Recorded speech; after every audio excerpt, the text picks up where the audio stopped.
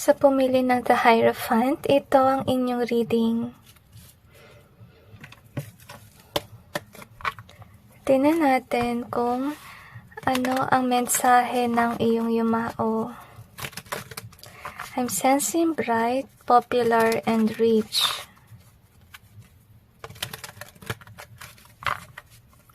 Actually, na-feel ko yung strong smile.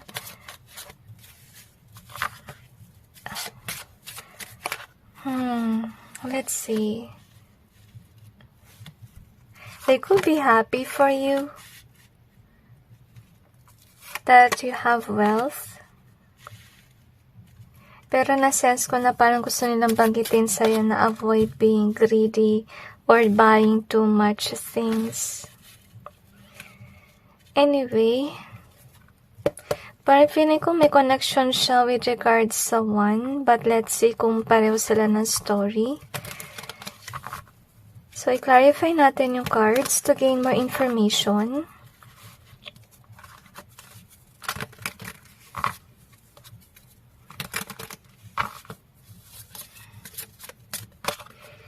There could be a person that wronged you in the past. Okay. Nung na-sense ko about dun sa tao mo sa past, na-feel ko yung deep hurt or even heaviness sa mata ko. Siguro naiiyak sila about it.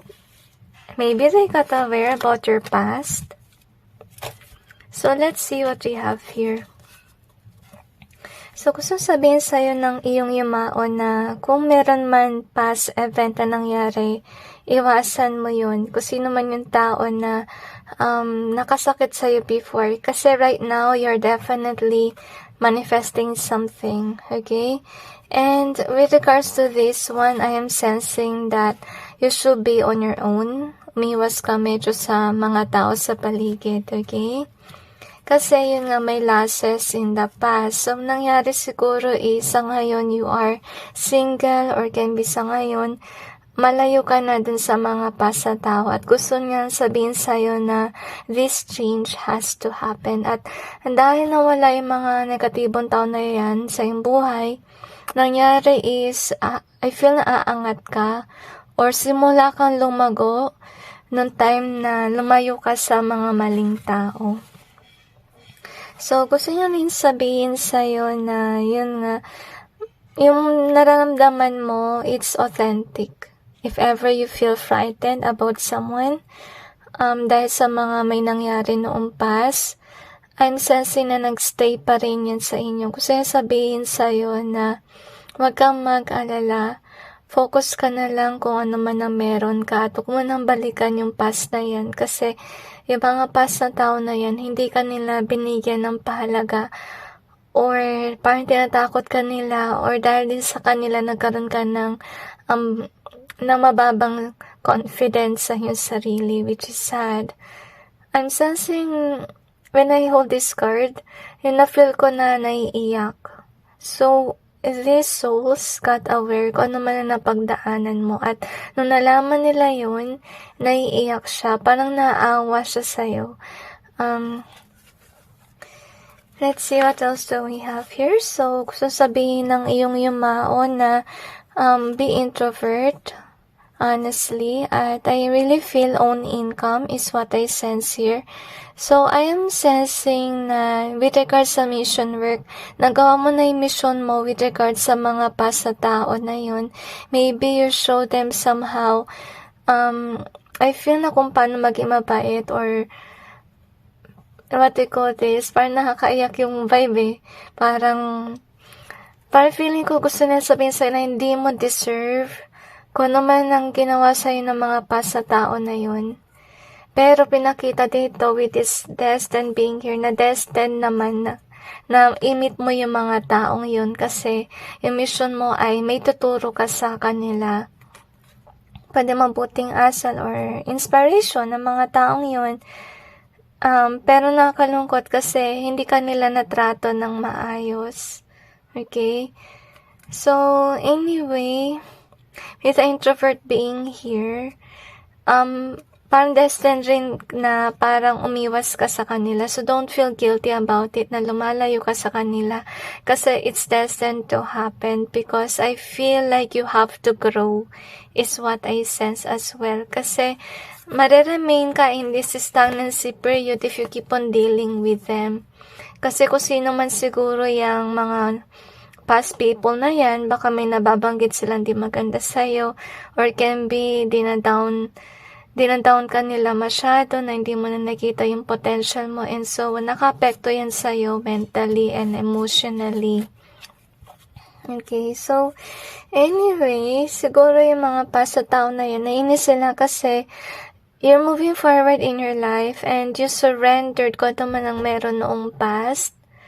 Actually, I really feel that you don't have to feel guilty about it kasi hindi mo naman din kasalanan kung ba't ka lumayo. It's mostly them. Kasi syempre kung maganda naman experience mo sa kanila, hindi mag-stay ka, diba? Pero dahil sa, hindi naging maganda yung experience mo with them, understandable naman na hindi ka bumalik. If ever they make you feel guilty and ashamed, gusto sabihin sa'yo ng kaluluwa na to, you don't have to feel that way kasi it doesn't to happen na rin. Talaga lumayo ka. So, gusto sabihin sa'yo ng yumao na ngayon mas mature ka na at naging mas wise ka pa. Yun ang gusto niya sabihin sa'yo. And I'm sensing na parang proud itong soul sa'yo kasi you remain strong and you learned your mistakes. Honestly, you become wise. Honestly. Pero na-feel ko yung parang lungkot. Siguro dahil sa dinadala mo about your past experiences in your life. So, kaya rin siguro nakamit ka ng mga tao na salbahe kasi nga, you're somebody that is wise and you could be a good teacher for them or even counselor. And, nagagay ka. I feel na-sense ko na naman yung tears or parang feeling ko mabigat sa mata na naiyak sila. To be honest, yung yumao mo naiiyak, I'm not sure, maybe the soul is, what they call this, parang na-amaze siya sa'yo somehow on what you have become. Anyway, I wonder kung ano ibig sabihin nung na-sense ko kanina yung rich and famous, kumbaga. Okay, let's see, baka naman may sabihin yung iba about that. So, we have the greed in either way. We also have my angel. This is sad kasi baka yung mga pasa taon na yan, pinagsamantalahan nila yung kabutihan mo. And you definitely have this angelic vibe. Kasi feeling ko sa reading na to, parang pinapakita ng yumao mo yung iyong strength. Okay, I really feel na yung pagiging mabuti mo is somewhat inspiring, honestly speaking. You could be an angel in disguise, is what I sense. So, you have the land in reverse. Okay, nakakalungkot. Kasi nung past mo, ginamit ka, kaya naging ungrounded ka nung past. So, gusto sabihin sa'yo na yumao na ayaw niya sana maulit yung past, yun din yung ayaw mo. Kasi, yun ang nararamdaman ko dito, kaya umiiwas ka sa mga past na tao. Siguro nangyari dito is, gustong bumalik sa'yo ng mga past na tao na yan. At parang pinapaalala tuloy sa'yo ng iyong yumao, ano ba nangyari noong past? Diba? Kasi, ayaw niya sana na maulit sa'yo yung mga napagdaanan mo. So, you don't have an easy life before while you're dealing with the wrong people. So, you have balance. Wow, kaya pala, medyo happy rin sila sa'yo kasi naging balance yung iyong buhay. We also have the chase. So, definitely past people are chasing after you. Na naging balance yung buhay. May mga taong ganyan na saka sila lalapit kapag, meron ka. Pero pag wala kang maibaybigay, hindi sila lumalapit sa'yo. So, we have the gold here. We also have this one. Yung mga past sa tao, hindi sila nagbago, which is sad. They're still cold-hearted, honestly speaking. And they tend to dim lights. So, maybe ito yung ginawa nila sa'yo, na dinim nila yung iyong light.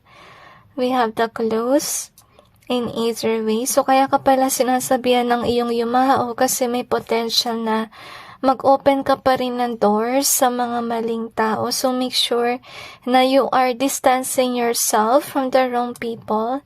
We also have the boss. We also got this one in either way.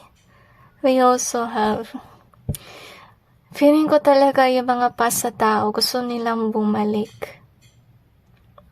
Gusto nilang i-open mo muli yung door for them. And they want to be your boss. Okay? Gusto nilang mamuno sa iyong buhay or kontrolin uli yung iyong buhay. So, mag-ingat ka sa mga ganyan tao. Nagagamitin ka. Okay, tapos may ginagawang kalokohan sa'yo. So, anyway, let's see what else do we have here. Siguro with the balance card, maybe so ngayon, you do have that riches, and some of you could be even famous, kasi yung na-sense ko, yung parang rich and famous na vibe. Okay, na-sense ko rin kasi you have that wisdom. May potential din na maging influencer ka, kasi maganda yung vibe, at saka, napaka-wise mo. You could be good with regards sa pag-help sa mga tao into decision making. And I'm sensing din na hindi ka arrogante. You are humble. I-continue nyo na lang yan, guys. Okay?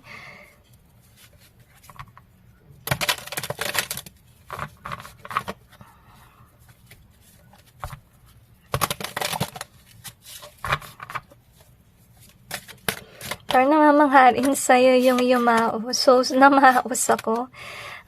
Let's see kung ba't nagkaroon ng blockages sa throat. Kasi minsan may dahilan yun.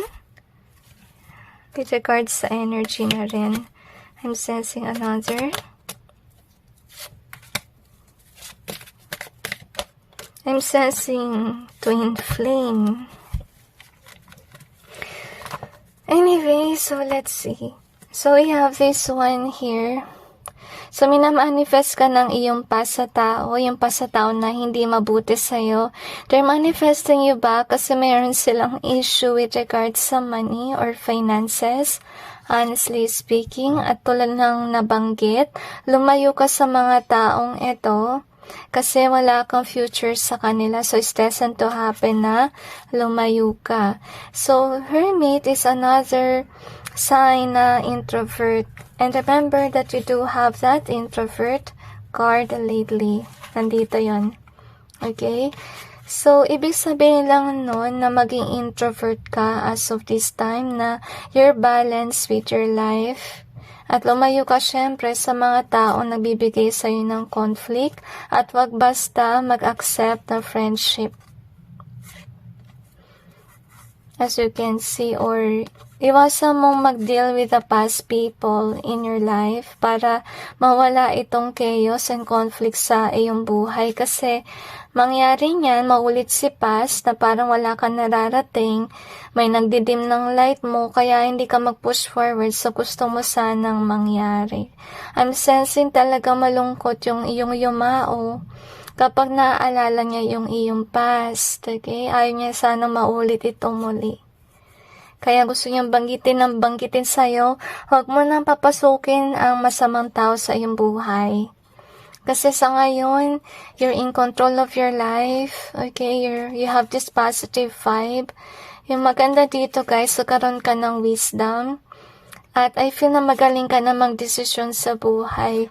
So, manatili kang nandito sa loob kaysa naman sa papasukin mo yung masasamang tao sa labas. Okay, so yun yung gusto niyang sabihin sa'yo ng iyong yumao.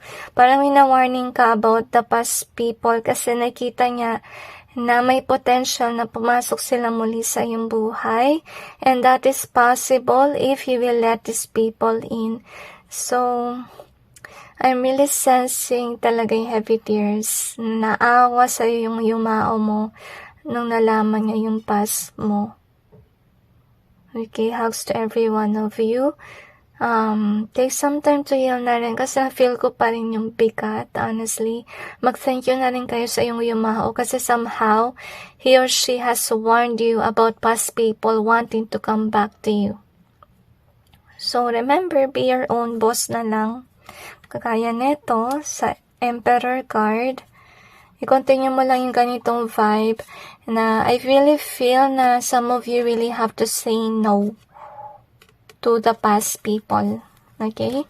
So anyway, that's it with regards to your reading. I just hope this may give you some insight and awareness, and God bless you.